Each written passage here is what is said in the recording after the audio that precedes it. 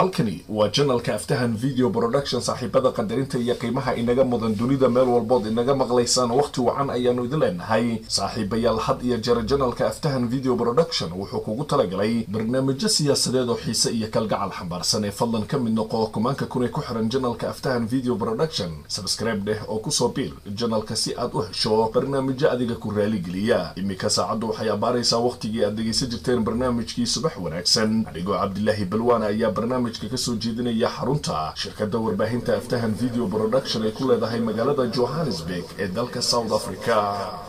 subax wanaagsan inta sarirka xanuun la saran Allah ka saare subax wanaagsan inta saaka sama ku toosto tuntooda soofi Allah siyaadsi subax wanaagsan inta saaka sama ku toosto tuntooda soofi Allah siyaadsi bismillaahi الرحمن الرحيم nabad weeye nabad durida meel walbood inaga maqlaysaan anagoo idin jecel iyo idinkoo noo hamuun qaba ku soo dhawaada barnaamijkii subax wanaagsan subax wanaagsan inta sarirka xanuun la saran Allah ka saare subax wanaagsan inta saaka sama ku toosto tuntooda soofi Allah siyaadsi subax wanaagsan inta saaka sama ku toosto tuntooda soofi Allah siyaadsi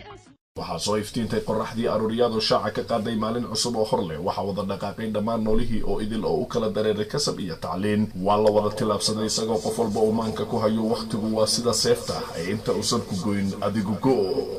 subax wanaagsan inta sarirka xanuun la saran Allah ka saare subax wanaagsan inta saaka sama ku toosto tuntooda soofi Allah siyaadsi subax wanaagsan inta saaka sama ku toosto tuntooda soofi Allah siyaadsi mar kale kula wanaagsan dunida meel walbood inaga maqlaysaan waa 12 bisha saddexaad sanadka 2018 waana aroornimo isniin ah qodobada barnaamijka subax wanaagsan oo kamid ah barnaamijyada ka baxa channelka Aftahan Video Production aad ku maqli doontaan waxa kamid ah madaxweyne Maxamed Cabdillaahi Farmaajo iyo ra'iisul wasaare Xasan Cali Khayri ayaa isku afgartay in albaabada la isugu dhufto safaaradda Imaaraadka ay ku leedahay dalka Soomaaliya wasaaradda amniga dalkana waxay digniin kama dambayna u dirtay milkiilayaasha garoomada kubadda cagta ee ku yaala magaalada Muqdisho maamul goboleedka Jubbaland wuxuu amar kama dambayna ku soo rogay diyaaradaha isticmaala garoonka diyaaradaha ee magaalada Kismaayo qodobada iyo qodobo kale oo xasaasi ah ayaad ku maqli doontaan barnaamijkeenan arooriyada subax wanaagsan magacaygu waa Cabdillaahi Balwaan barnaamijkana wuxuu gaar u yahay channelka Aftahan Video Production waana mar kale iyo barnaamijkii subax wanaagsan subax wanaagsan inta sarirka xanuun la saran Allah ka saare subax wanaagsan inta saaka sama ku toosto tuntooda soofi Allah siyaadsi subax wanaagsan inta saaka sama ku toosto tuntooda soofi Allah siyaadsi subax wanaagsan mar kale dunida meel walbood inaga dhageysanaysaan goordhow waxaad dhageysan doontaan Farmaajo iyo Khayri oo qarka u saaran ee albaabada isugu dhuftaan safaaradda Imaaraadka ay ku leedahay dalka Soomaaliya arrimo fara badan oo isbiirsaday aawadeed balse intaanan arrintaasi u gudagelin marka hore wasaaradda amniga dawladda federaalka Soomaaliya ayaa soo saartay go'aan ka dhan ah milkiilayaasha garoomada lagu ciyaaro kubadda cagta ee u hoggaansamay amar ka soo baxay kooxda Al-Shabaab haddii aan nahay dowladda federaalka ee Soomaaliya waxaan gudahaan shacbiga Soomaaliyeed u xaqiijinaynaa in aanan ogeyn garoomo ku yaalla magaalada Muqdisho oo ay kontroolaan ama haystaan ama xukumaan ama amarro ay soo saareen ay ka shaqaynayaan maleeshiyada Al-Shabaab ruux kasta u hoggaansama hadallada la isla dhex maraayo ee suuqa yaalla waxaan uga digaynaa in uu hoggaansamo maleeshiyadaas iyada ah amarka la sheegay in ay soo saartay oo annaga aanan waruhayn goob uu ka soo baxay iyo goob lagu daabacay midna shacbiga Soomaaliyeed xor ayay u yihiin in ay tagaan goobihii ay isugu tegi jireen kuna ciyaari jireen dhalinyaradooda ma aqbalayno maanka iyo caqliga dadka Soomaaliyeedna waxaan rajaynayaa inay ka xoroobeen maalmihii tagay taariikhda jadaado iyo tahdiido ay koox ama maleeshiya u jeedisay ay hoggaansan jireen subax wanaagsan inta sarirka xanuun la saran Allah الله كسارة صبح ونقسم انت ساكا سما كتوستو تنطرق صوفي الله سياتي صبح ونقسم انت ساكا سما كتوستو تنطرق صوفي الله سياتي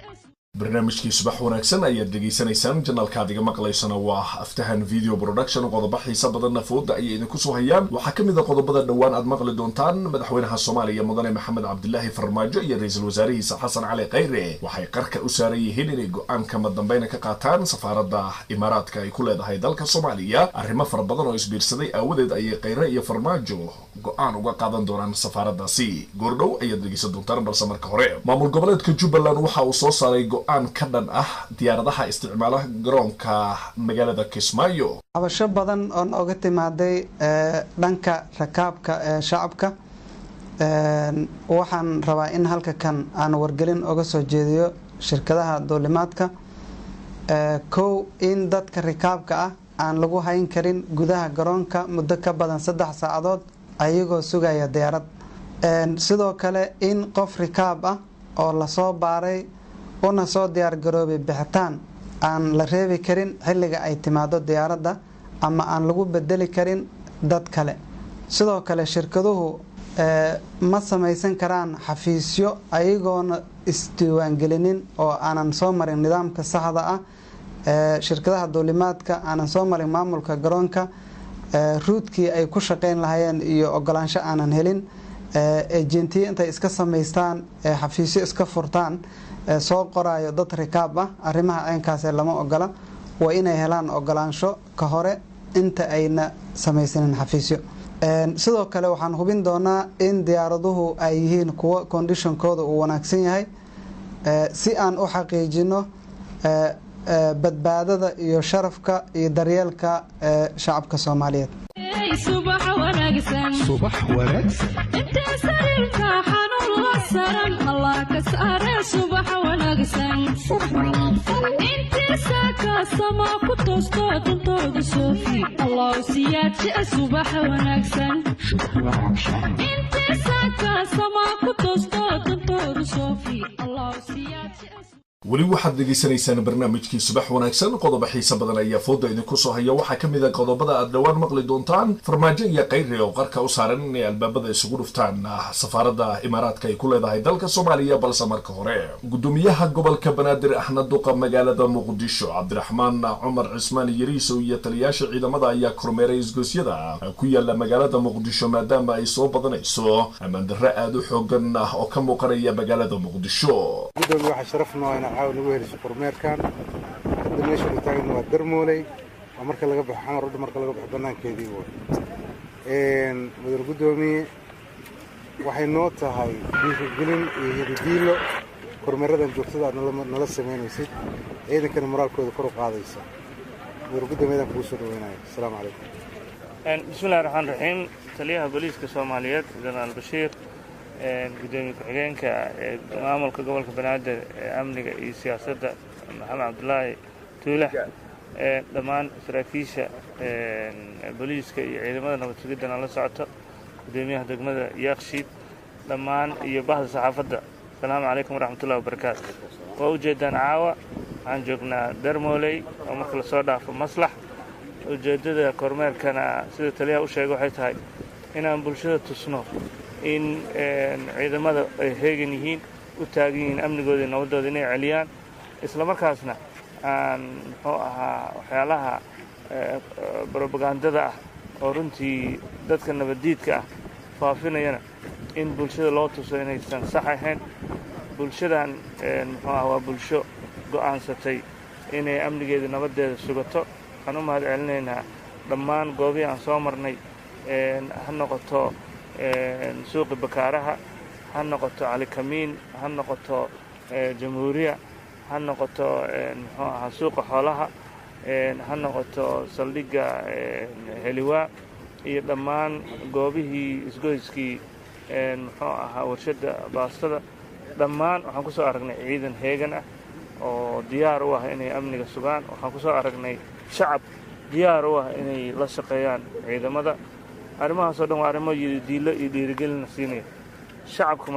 mar kale waxaan ugu baaqaynaa inay la shaqeeyaan hay-adaha amniga, inay la shaqeeyaan maamulka gobolka banaadir, inay la shaqeeyaan odayaasha iyo dhaqanka iyo culimmada diinka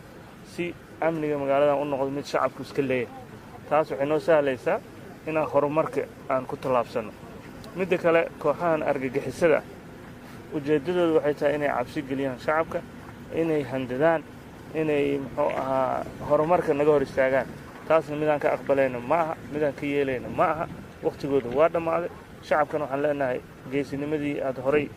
u hayseen sii wada.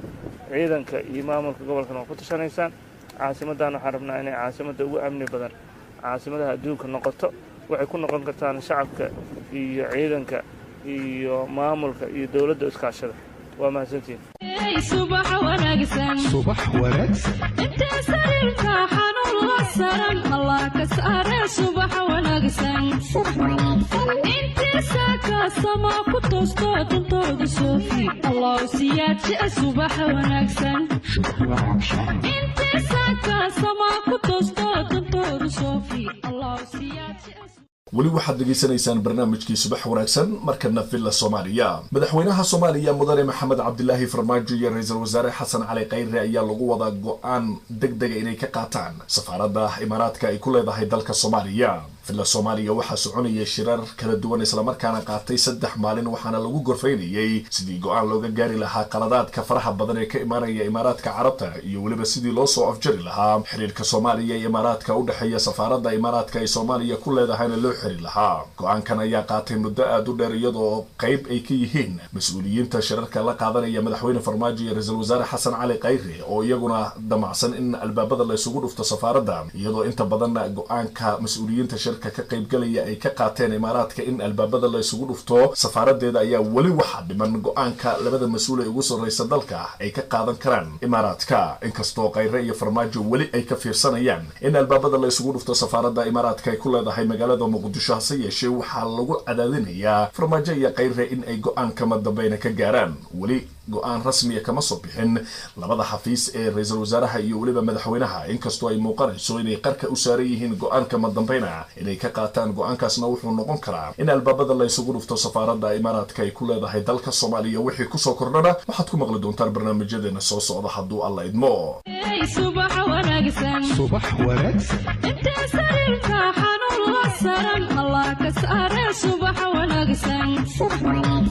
inta saaka sama ku toosto duntooda soofi allah siyaadsi. subax wanaagsan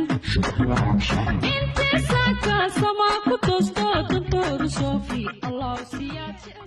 intaa ayaan kusoo gabagabaynayaa barnaamijkii arooriyaad ee subax wanaagsan. magacaygu waa Cabdilaahi Balwaan. intaynu barnaamijka lamida ku kulmi doono waa aniga iyo bahdii barnaamijka oo isku duuban oo idinku dhaafaya sidaas iyo subax wanaagsan. subax wanaagsan inta sariirka xanuun la saran allah ka saare. subax wanaagsan inta saaka sama ku toosto duntooda soofi allah siyaadsi. subax wanaagsan inta saaka sama ku toosto duntooda soofi allah siyaadsi.